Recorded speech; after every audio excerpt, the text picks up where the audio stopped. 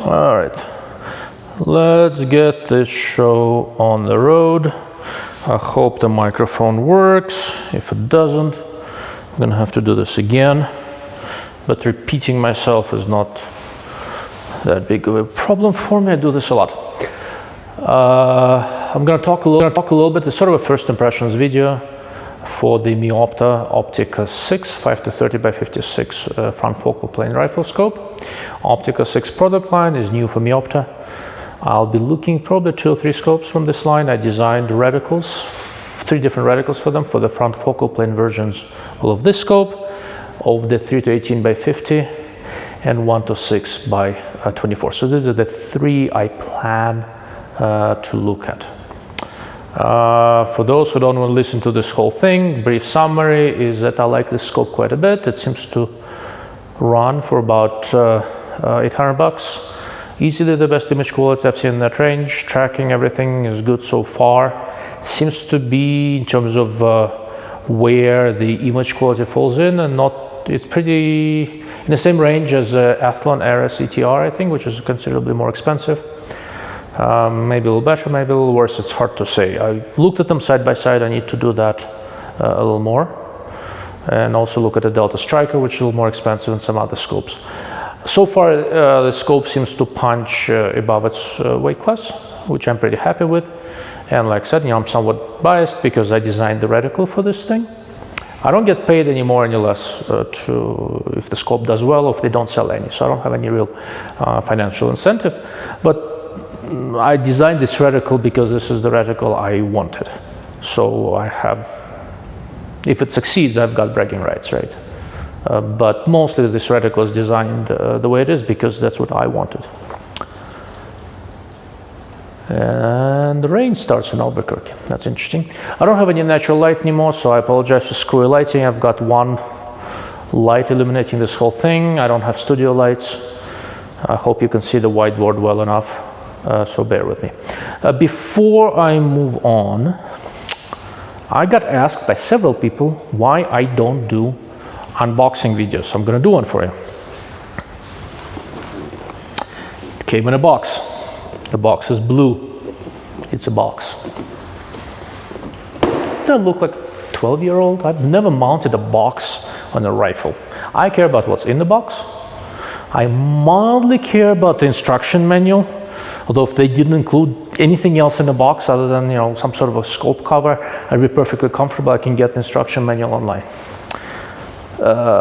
I know there are people there who get billions of hits on YouTube for opening boxes, closing boxes, making boxes. I don't care. It's not what I do. I'm an optics guy. I look at optics. I'm not a box guy. With that minor rant out of the way, here is the scope itself. It is a good size scope, like I said, roughly the same size as Athlon RS ETR and some other similar designs. For comparison, here's the March 3-24x52 next to Meopta Optika6 5-30x56, and this scope is at least 12 ounces heavier than this, right? 3/4 of a pound, somewhere there. Before you get any bright ideas, the fact that this scope is fairly large and fairly beefy is a good thing. With the way the current technology works, you can't make a scope of this quality for $800 that is actually good. If you can, please do it. I haven't seen one. In this price range, I don't want to take chances on something that's supposed to be very short or very light or very whatever. I want a simple, solid design with good fundamentals, good mechanical quality, good optical quality, and this scope seems to have those. Field of view is good. Its eye relief is consistent. I don't have to zoom in through the magnification range. I don't have to adjust my eye. So, I mean, this is first impressions, right? So I've shot with it, I've compared it a little bit, I'll do more. I don't see any major issues with flare. The scope maintains contrast and resolution all the way up to 30 power, which is really unusual in this price range. It looks to be better image quality than the Vortex PST Gen 2 5-25x50, right, which it would be competing against. And what can I say? I think Meopta will do really well with this guy. So I'll have more to say on the scope once I've spent some more time with it. The only thing I'll say on the turrets, so the turret configuration to me is a little bit odd. I designed the reticle for this thing. They designed the scope before I ever got involved. So both turrets are exposed. The clicks are nicely tactile. I'm going to get it close to a microphone and rotate the turret. It's easy to make one click without looking at it. Right, they're reasonably widely spaced. It's 0.1 milliradian clicks, 10 milliradian per turn. The windage turret does not lock, which is a little bit odd. It is resettable, but it does not lock. And the elevation turret has 0 stop. Oh, haven't tried setting it, and it locks. To unlock it, you raise it up. There's a nice, satisfying click. And the feel of the turret is quite respectable. I think on this scope the windage has marginally better feel, but it's very usable. 10 milliradian per turn. I haven't tried to set the 0 stop yet. You can open the turret without any tools. The top kind of head thing comes off, then the turret comes off, and you've got this clutch thing here. Yeah, so this needs to go against this. Okay, yeah, I see it. I understand how it works now. Never mind, I got it. So this needs to be loosened, okay. I'll deal with it later. I tested it so far on my Mosin Nagant, a very modified Mosin Nagant. But what I'm gonna do with this thing next, I'm gonna put it on my AR-10. It's a 243 Winchester, which is quite accurate and very lightly recoiling, and I'm gonna do some more tests of the scope on that rifle. Now I wanna talk a little bit about the reticle. So I'm gonna try to zoom in on the reticle, so forgive me if I'm screwing things up. I have a very archaic setup. I use a phone, lighting. A phone with a moment lens on it, and I've got the printout of the reticle. Let me see if I can zoom it in a little bit further. No, that's as far zoom it will let me do inside the video. So I hope you can see it well enough. So I'll talk you through it a little bit. I guess I'm gonna change careers now and become a hand model. The intention with this reticle was to do a couple of things. One is I wanted to have a tree that's reasonably unobtrusive at low power, and the whole reticle looks kind of like this, right? So when you are a low magnification of some sort, right, you see 3 thick bars and some stuff in between. The tree is not hugely noticeable. You're basically seeing it kind of like a number 4 type reticle, which I happen to like, right? And that's the intention. The tree should be becoming more visible and usable by the time you get to about 8-9 power, maybe a little bit more, maybe closer to 10. It will depend on your eyes and your use and things like that, right? On high magnifications, where you see the whole thing, the tree goes down 12 milliradian. I've been, every time I design a reticle for someone, I try to introduce a couple of new features, at least new to me, to see how it's going to look. So I'm basically using Meopta as a guinea pig here. I don't seem to mind too much. And the way, the kind of a different thing, a couple of different things I tried on this one. One is the alternating numbers, right? So on the left side of the tree, you have odd numbers. On the right side of the tree, you have even numbers. It looked a little bit weird to me on paper, but I thought it was worth a shot. I don't like too many numbers. I don't like to have too many numbers in the reticle, so I don't want to do 3, 4, 5, yada, yada, yada, the whole thing here. I think it's distracting. So I tried to alternate them. In the scope, it looks pretty good, better than it does on paper. I think it was worthwhile. Will I do it on my next design? Maybe, but I'm gonna spend some more time shooting with it. The reticle is based around 0.2 milliradian gradations, which was sort of my extension along, with some additional half mil marks. On the horizontal, basically what you have here, you have small hash marks every 0.2 milliradian below the primary, and small hash marks every at half milliradian marks above the primary. So you have quick holds for 0.5 and 0.2. It's sort of weird when I actually shoot. It looks like my most common holds are 0.2, 0.5, 0.8, and 1. I do not know why. In 0.2 and 0.5 are probably the most common. So I don't know, maybe it's where I shoot, that the winds are reasonably consistent, maybe not. But what is interesting is that I can count on one hand the number of times when I did not have to make some sort of a small wind adjustment. So with that in mind, what I did is on the primary vertical line, there are longer hash marks every 1 milliradian and short hash marks every 0.2 milliradian. The drawing with actual dimensions out there, so I'm not going to read out the dimensions for you. You can look those up. If you're not sure where to find the drawing, shoot me an email, I'll send it to you. I'll post it on my website as well. I think I already have, I may have. So it is a little bit busy on the vertical, but whenever I shoot, I almost never hold exactly on the vertical. I'm always right next to it somewhere.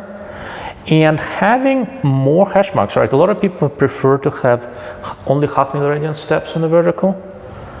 What these additional hash marks do is that when I'm on low power, they kind of blend in, and I have a much more visible line on 5x, on 5 power, than I would if it was a more sparsely populated primary. At least that's the way it looks to me. And another thing I did a little bit differently here is for the main aiming point. What is most popular right now is a floating dot, and I like floating dots. But small floating dots disappear at low power. And I often find myself dialing for a particular shot I want to make, and then having to make a small adjustment. And many reticles that I see, there is a small dot, but right around it, it's too busy. So when I'm trying to see the splash or watch the impact of my own shot, there is just too much stuff happening there. So what I did here, I did a small floating dot, 4 small hash marks in a cross-like arrangement around it, without any verticals, and then I did 4 half mil dots all around, right? So you're in sort of a square-like arrangement. And that seems so far, preliminary tests, to work quite well for me, to allow me to have a fairly open center, while I have a reasonable reference point for hold over and hold under. Maybe I need some more hold under points. I spent some time messing with Schmidt's grid reticle, GR2 ID reticle, that has a lot of hold unders and all that.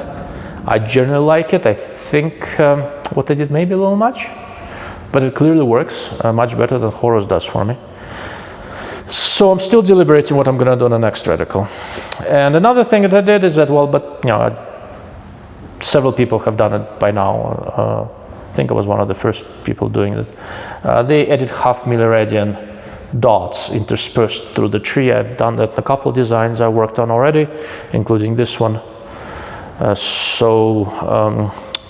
As I'm shooting with it and I'm using it, I find these dots very useful. They're small, they're unobtrusive. As you go down in power, you don't really see them. But when you've zoomed in a little bit and you need to hold fairly far away from the primary lines, it gives you a nice reference if you need to correct your shots by half a milliradian, a quarter milliradian, or thereabouts. Okay. Aside from that, a couple other quick things. I extended the primary up by 1 milliradian. I've had several people come over and tell me you should do more. We'll see. I have a couple of designs out there that are coming up that do a little bit more above the primary. I'm not convinced that's necessary, but until I see it in the scope, it's really hard to say for sure. With the tree, there are larger dots every 1 milliradian and smaller dots every 0.2 milliradian. Larger dots, I think, are 0.08 or thereabouts. Smaller ones, I think, are 0.04 or something like that. I can tell you exactly. I have the dimensions here, but small, and I'm getting old, and the light is not great. Yeah, 0.08 and 0.04. Okay, there we go. And the primary aiming point is 0.05. So with the differently sized dots in a tree, the idea is basically the same. The 0.2 milliradian dots, I want them to start disappearing before. So as you go down in magnification, while looking through the scope, the effect that you should be seeing should be something like first the small dots disappear. I mean, you have sort of what it looks like a sort of an abbreviated tree, and then the larger dots also disappear, and what you've got is basically a number 4 reticle. At least that was my intention. Okay. The only thing that illuminates in this reticle is this central dot and 4 hash marks arrangement. I'm going to zoom in on this again in a moment. And the basic idea, I don't think it will go over very well with a printed piece of paper and the way my illumination works right now. When you're on low power, I want it to look like a crosshair, and when you are on high power, I want it to look like a dot and 4 hashes. And when actually looking through the scope right now, this, nice. When you're looking through the scope right now, that's kind of what it looks like. Okay. But anyhow, I like the way this reticle turned out. It seems to be a good combination of low magnification visibility and high magnification precision. I am going to keep testing the scope and see how it pans out, see if I can find anything wrong. It's gratifying to put a reticle into a scope that works well and it offers a lot for the money, and this one seems to do that. On the other hand, ripping a manufacturer a new one because they did something stupid is even more gratifying. And me being a condescending jackass, that may be one of the reasons I started doing this. We'll see how it goes. Anyhow, I think that's a wrap for now. My wife and kids out there somewhere and starting their enlightening and stuff. So I'm gonna go figure out what's happening with them. And thank you for watching. I do appreciate your time. If you have any specific questions, ask in the comments of this video or go on my website, darklordofoptics.com, and shoot me an email from there or ask in the comments for one of the blog posts. Thank you for watching.